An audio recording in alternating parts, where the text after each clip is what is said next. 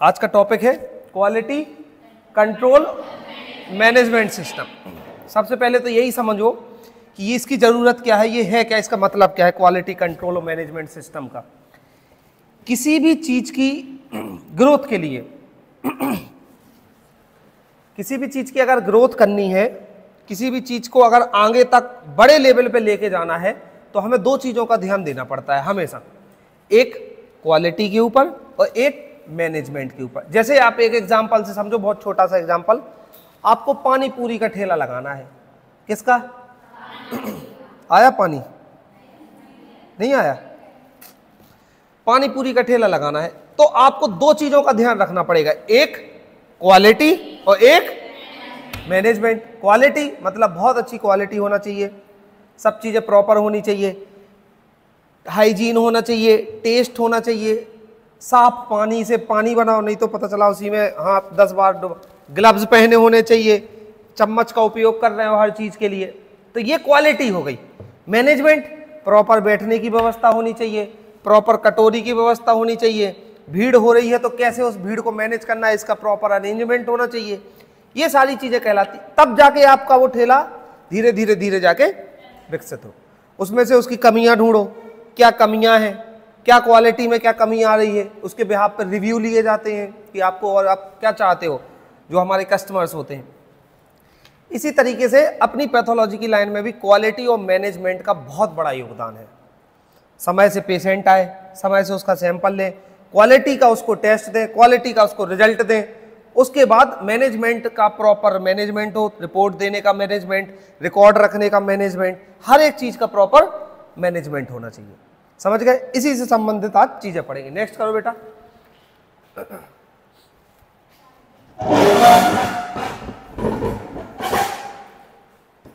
इसकी क्वालिटी की जो डेफिनेशन होती है, इसकी जो क्वालिटी और मैनेजमेंट की, सबसे पहले डेफिनेशन समझ लो। Quality control management system is that system in which the process of doing the work and doing the work in the proper way। कोई भी आप काम कर रहे हो तो सबसे पहले आपको ध्यान रखना है कि वो एक प्रॉपर वे में होना चाहिए, प्री प्लान्ड होना चाहिए। And to check the errors and occur during laboratory testing, हमेशा गलतियों को ध्यान में रखना चाहिए। एरर्स जो हो रहे हैं उनको हमें टेस्टिंग के दौरान ध्यान रखना चाहिए कि हमसे ज़्यादा गलतियां ना हो। हमेशा हमारा जो रिजल्ट हो, हमारी जो प्रोसेस हो, एकदम कट टू कट हो, प्रॉपर हो, उसमें गलती की कोई भी गुंजाइश। And stopping it is called quality control and management system. जब आप इन सब चीजों का ध्यान रखते हैं तो यही जो होता है वो मैनेजमेंट सिस्टम और क्वालिटी कंट्रोल कहलाता है। कोई भी गलती ना हो, पहले से प्री प्लान हो कि हमें इस तरीके से काम करना है, इस तरीके से ध्यान रखना है, गलतियों को हम आइडेंटिफाई कर सके कि ये गलती इस बार हुई है, अगली बार नहीं होगी। ये क्वालिटी कंट्रोल और मैनेजमेंट सिस्टम के अंतर्गत आता है। चलो नेक्स्ट करो। फिर कुछ टाइप्स होते हैं क्वालिटी कंट्रोल के। कुछ टाइप्स कौन कौन से होते हैं? There are following types of quality control. First one is pre analytical quality control. ये फर्स्ट टाइप हो गया। इसकी फिर डिटेल भी पढ़ रहे हैं, अभी डिटेल भी समझेंगे इसके बारे में। Second one is analytical quality control, second point होगा। Third one is post analytical quality control की टोटल कितनी प्रोसेस हो गई? 3। कौन कौन सी? Pre analytical quality control, analytical quality control और पोस्ट एनालिटिकल क्वालिटी कंट्रोल। अब तीनों के बारे में प्रॉपर समझते हैं। नेक्स्ट करो बेटा। Pre analytical quality control. Pre analytical quality के अंतर्गत क्या क्या चीजें आती हैं? तो under pre analytical quality control which detects error before they are testing in the labs. Lab में टेस्ट करने के पहले कोई गलती हमारे सामने तो नहीं है, कोई गलती हमें दिख तो नहीं रही है, हम उसको नजरअंदाज कर रहे हो, तो वो प्री एनालिटिकल कहलाता है। मतलब हमारा जो मेन उद्देश्य है, हमारा मेन काम क्या है? टेस्टिंग करना। टेस्टिंग से पहले हमें कोई गलती, कोई एरर्स दिख तो नहीं रहा है, उसको आइडेंटिफाई करना। Patient preparation and identification, second point है, sorry, they are controlled the following steps are performed under pre analytical. यहां पे कुछ स्टेप्स होते हैं, उसके अंतर्गत प्री एनालिटिकल कंट्रोल जो सिस्टम होता है उसको अप्लाई किया जाता है। जैसे 3 सिस्टम बताया, उसमें प्री एनालिटिकल सिस्टम आया, उसमें कुछ और स्टेप हैं। क्या क्या स्टेप है? पहला है patient preparation and identification, first point हो गया। Second one is sample collection and preservation, ये सेकंड पॉइंट हो गया। ये टेस्टिंग से पहले की प्रोसीजर बता रहे हैं, अभी तक टेस्टिंग तो लगना शुरू ही नहीं हुई। और थर्ड होता है रिसीविंग एंड, कोई भी पेशेंट के टेस्ट सैंपल की रिसीविंग और उसको हम कैसे रिकॉर्डिंग अपने रिकॉर्ड में कैसे मेंटेन करें, ये चीज। नेक्स्ट करो बेटा। अब हम समझेंगे पेशेंट प्रिपरेशन एंड आइडेंटिफिकेशन, जो फर्स्ट पॉइंट था। Under this we note the patient identification in the identification register. जो रजिस्टर होता है, हर एक पैथोलॉजी में एक रजिस्टर होता है जिसमें प्रॉपर वे में क्या किया जाता है, पेशेंट का पूरा रिकॉर्ड मेंटेन किया जाता है। उसमें like patient name, age, patient sex male female, उसका एड्रेस, उसका मोबाइल नंबर और ईटीसी, इन सभी चीजों इत्यादि के बारे में हमें क्या करना पड़ता है, पेशेंट का रिकॉर्ड मेंटेन करना पड़ता है। Will provide identification number two the patient, और हम एक पेशेंट को एक नंबर दे देते हैं कि सीरियल नंबर आप इतने पे हो। जैसे हमारे पास 100 पेशेंट आए थे एक ही दिन में, अब पेशेंट ने बताया, जैसे 5000 पेशेंट आए थे हमारे पास, और पेशेंट ने बताया कि हम सुबह टेस्टिंग के लिए आए थे, पता चला कि आप कौन है। अब 5000 में से छांटते हुए बेटे, अगर वो बता देगा कि हमारा नंबर 230 था, तो हम तुरंत खोल के बता देंगे ना 230 फला फला है, तो हम उसको एक आइडेंटिफिकेशन नंबर प्रोवाइड कर देते। ये होता है क्या, पेशेंट प्रिपरेशन एंड, नेक्स्ट करो बेटा। Second one is sample collection and preservation. Sample collection और उसका प्रिजर्वेशन कैसे होता है। Sample should be preserved after collection. For example, the blood sample should be preserved in the anticoagulant.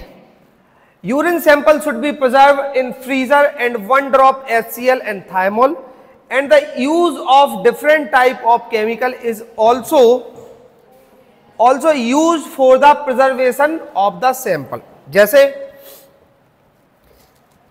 Blood sample होता है, blood sample को अगर हमें लंबे समय तक प्रिजर्व करके रखना है तो हमें उसमें क्या मिक्स करना पड़ेगा, एंटीकोगुलेंट्स, ताकि जो ब्लड है वो एक्चुअल कंडीशन में बना रहे, ताकि उसको कोगुलेट ना हो, ब्लड क्लॉट ना हो।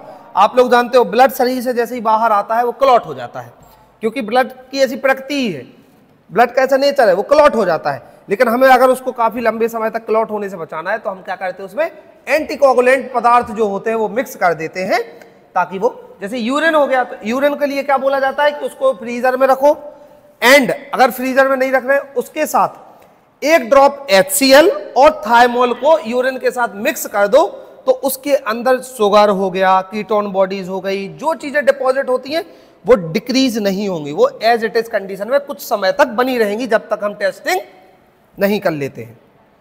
ये क्वालिटी है, ये हमने क्वालिटी को मेंटेन कर रहे हैं, ये क्वालिटी मेंटेन करना कहलाता है। इन सब चीजों से, आपकी छोटी छोटी चीजों से आपकी लैब की ग्रोथ होगी, आपकी क्वालिटी की ग्रोथ होगी, आप पेशेंट को बेहतर से बेहतर रिजल्ट दे पाएंगे, एग्जैक्ट रिजल्ट दे पाएंगे, क्योंकि आपकी रिपोर्ट के आधार पे ही उसका आगे चल के क्या होना है, ट्रीटमेंट होना है। आप गलत रिपोर्ट दे देंगे, ट्रीटमेंट गलत होगा, बेचारा पेशेंट भटकता फिरेगा, डॉक्टर भटकता फिरेगा, और तुम भी आगे चल के फिर भटकते ही फिरोगे। समझ गए? नेक्स्ट करो बेटा। Receiving and recording. The sample is to be transferred to the laboratory for testing, so transport media should be used to send it after testing. The date of the result should be recorded, and sample number and test name as well as patient details should also be recorded। जब भी कभी आपके पास sample आ रहा है तो उसको हमें किस तरीके से रिकॉर्ड उसका मेंटेन करना है। हमेशा एक कंटेनर आया, एक वायल आई है, हमेशा उसकी एंट्री हो, सबसे पहले उसकी पूरी डिटेल लिखी जाए, किस तरीके का पेशेंट है, किस तरीके का सैंपल है, किस एज ग्रुप का है, किस पर्टिकुलर, अगर आपने पर्टिकुलर डिपार्टमेंट का रजिस्टर बनाया हुआ है तो फिर उसकी एंट्री उसमें होनी चाहिए। ऐसे करके हमें धीरे धीरे करके एक स्टेप की रिकॉर्डिंग हमें रखनी होती है। क्या रिजल्ट आए हैं उसके रिजल्ट लिखना, क्या उसके रिजल्ट में वेरिएशन आया है, वो आगे चल के हमारी वो रिसर्च में काम आएगा, आगे चल के हम उसके बिहाफ पे कुछ रिसर्च दे सकते हैं, आगे चल के उसके बिहाफ पर हम और कुछ अनुमान लगा सकते हैं कि हो सकता है 10 पेशेंट में से 9 पेशेंट का डेंगू पॉजिटिव निकला है, तो हम बता सकते हैं कि इस टाइम पे डेंगू पॉजिटिव, डेंगू का जो वायरस है वो फैल रहा है, डेंगू मच्छर बहुत ज्यादा एक्टिव हो रहा है। ऐसा हो सकता है ना, जब 10 पेशेंट आए हमारे पास एक दिन में, उनमें से 9 डेंगू पॉजिटिव, तो हम उसके आधार पर कुछ ना कुछ रिजल्ट दे पाएंगे ना, कुछ ना कुछ बता पाएंगे ना। तो इस तरीके से हमेशा हमारे पास रिकॉर्ड और रिसीविंग मेंटेन होनी चाहिए। समझ आई बात? ये हो गया pre analytical quality control. Next करो बेटा। फिर आता है analytical quality control. Analytical quality control is also 2 types. कौन सा? Internal quality control, external quality control. Internal और एक्सटर्नल क्वालिटी कंट्रोल। नेक्स्ट करो। अब समझते हैं इंटरनल, ये ऑल्सो 2 भागों में डिवाइडेड है। एक है एरर्स ऑफ बेस और एरर्स ऑफ स्कैटर। करो बेटा, नेक्स्ट करो।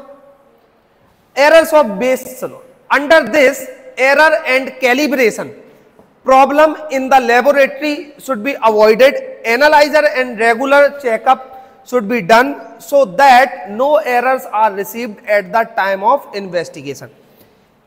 ये कैलिब्रेशन क्या होता है? हमेशा जो भी इंस्ट्रूमेंट का, जो भी सैंपल्स का, जो भी रिएजेंट्स का हम उपयोग कर रहे हैं, उनका हमेशा जो ये कैलिब्रेशन होता है वो जरूरी होता है। जैसे हमारा वो होता है बायोकेमिस्ट्री का एनालाइजर, सेमी ऑटोमेटिक या ऑटोमेटिक एनालाइजर है, जिसको हमेशा कैलिब्रेट किया जाता है। कैलिब्रेट इन द सेंस एक फिक्स चीजें हैं उसकी। कैसे समझोगे आप लोग? मतलब एक रिजल्ट तक जाने के लिए, जैसे अगर मुझे यहां से वहां तक पत्थर फेंकना है, समझना, तो क्या मैं ये यहां से ऐसा हाथ करके और ऐसे पत्थर फेंक सकता हूं क्या? इसके लिए मुझे क्या करना पड़ेगा? हाथ को पीछे ले जाना पड़ेगा और फिर मैं रख के तो पत्थर वहां तक चला जाएगा। मैं इसको बोलूं कि हाथ यहां रखो और फिर फेंक दो, ऐसे फेंकोगे तो इधर ही गिर जाएगा पत्थर। लेकिन अगर मैं ये बोलूं कि पत्थर मुझे यहां तक फेंकना है और तुम ऐसे कर रहे हो, तो ऐसा होगा क्या? अरे ऐसा होगा क्या? गलत हो जाएगा ना। कैलिब्रेशन यही होता है कि हमें अगर उस रिजल्ट तक जाना है तो मुझे हाथ यहां तक रखना है, अगर हमें इस रिजल्ट तक जाना है तो हमें हाथ, ये कैलिब्रेशन कहलाता है। अगर हमें ग्लूकोज का रिजल्ट चाहिए है तो ग्लूकोज के रिजल्ट के लिए हमें हाथ यहां रखना पड़ेगा।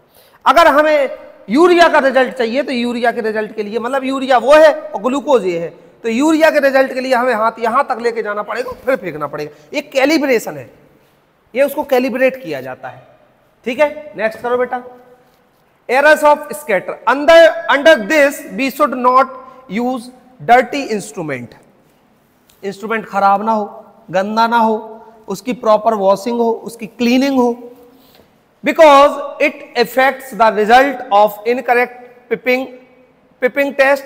Direct dirty glassware should also not be used. हमेशा आपने एक टेस्ट लगाया, उसके बाद उसको कोई ना वॉश किया ना रिंस किया, किसी भी तरीके, उसमें वो सैंपल था वो जम गया, ऐसे ऐसे कई सैंपल जमते गए, उसमें रिजल्ट कैसा आएगा? गलत, खराब आएगा रिजल्ट, क्योंकि उसमें पहले से ही उसमें डिपॉजिट मौजूद थे, तो वो कहां से रिजल्ट दे देगा? वो तो जो नया अपन रिजल्ट, जो सैंपल भेज रहे थे उसके आधार पर रिजल्ट आना था, लेकिन वो तो अपन ने पहले से ही उसको ना वॉश किया ना क्लीन किया, तो उसमें वो जो पहले से प्रेजेंट था वो भी मौजूद है, जो हमने नया भेज दिया वो भी मौजूद है। अब दोनों आपस में मिलके क्या खिचड़ी पकाई और फिर क्या रिजल्ट आया भगवान ही जान सकता है, केवल ना हम जान पाएंगे ना तुम जान पाओगे। तो हमेशा इंस्ट्रूमेंट जो होने चाहिए वो कैसे होने चाहिए? क्लीन होने चाहिए। ऑल्सो किसी भी तरह के ग्लासवेयर का यूज कर रहे हैं, जैसे आप मान लो आपने टेस्ट ट्यूब का यूज किया, टेस्ट ट्यूब में पहले से कोई सैंपल डाल के रखा था,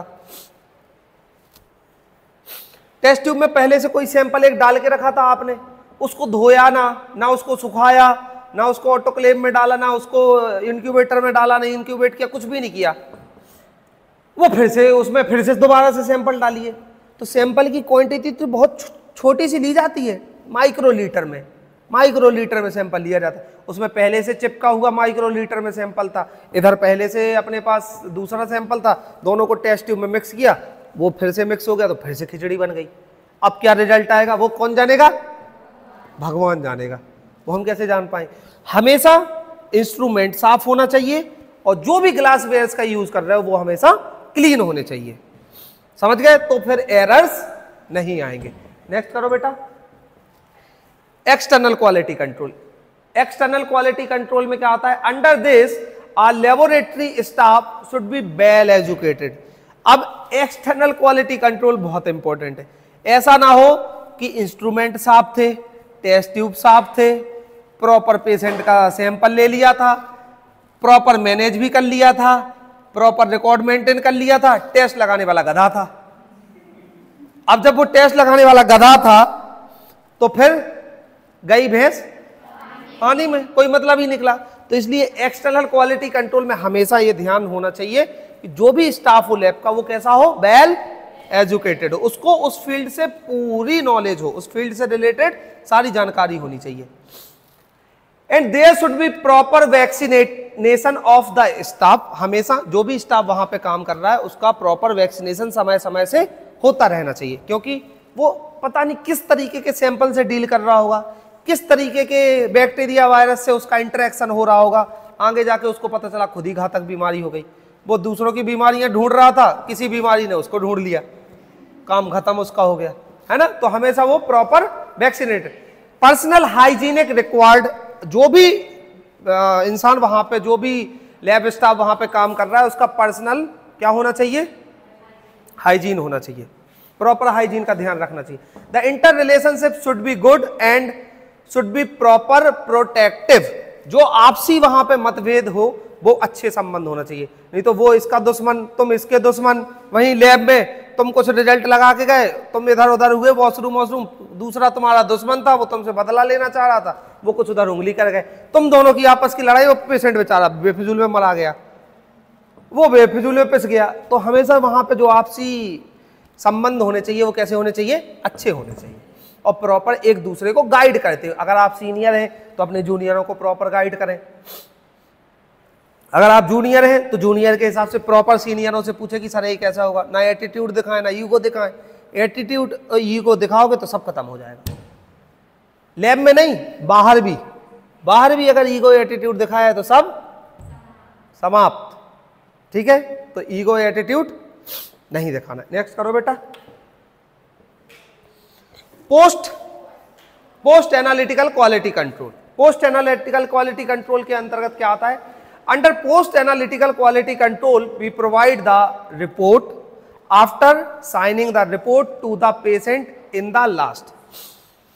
बढ़िया प्रॉपर तरीके से रिपोर्ट बना के, साइन वाइन करके, बढ़िया अच्छे से लिफाफे में डाल के, और प्रॉपर उस पर आपकी लैब की डिटेल लिखी हो, मोबाइल नंबर हो, सेवा के लिए धन्यवाद, और बढ़िया सुंदर सा दिखना चाहिए। रिपोर्ट प्रॉपर होनी चाहिए, साफ प्रिंट होना चाहिए, सिग्नेचर होने चाहिए प्रॉपर। पेशेंट को बढ़िया फोल्ड करके दो।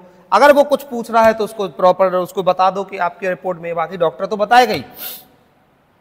कई बार ऐसे छोटे-मोटे पेशेंट भी आ जाते हैं, जैसे शुगर वाले आ गए, छोटे मोटे टेस्टों वाले आ गए, यूरिक एसिड कुछ भी छोटा मोटा करवा लिया, हीमोग्लोबिन करवा लिया, तो इतना तो आपको जानकारी होनी चाहिए कि उसके लिए वो डॉक्टर के पास ना जाए। तो ये प्रॉपर छोटी छोटी चीजें बढ़िया बता दो, पेशेंट खुश होगा, आपकी क्वालिटी और मैनेजमेंट इंप्रूव होगा, है ना। ये कहलाती है मेन पोस्ट एनालिटिकल क्वालिटी का। ठीक है, समझ गए? नेक्स्ट करो। ये आपका पूरा हट गदी।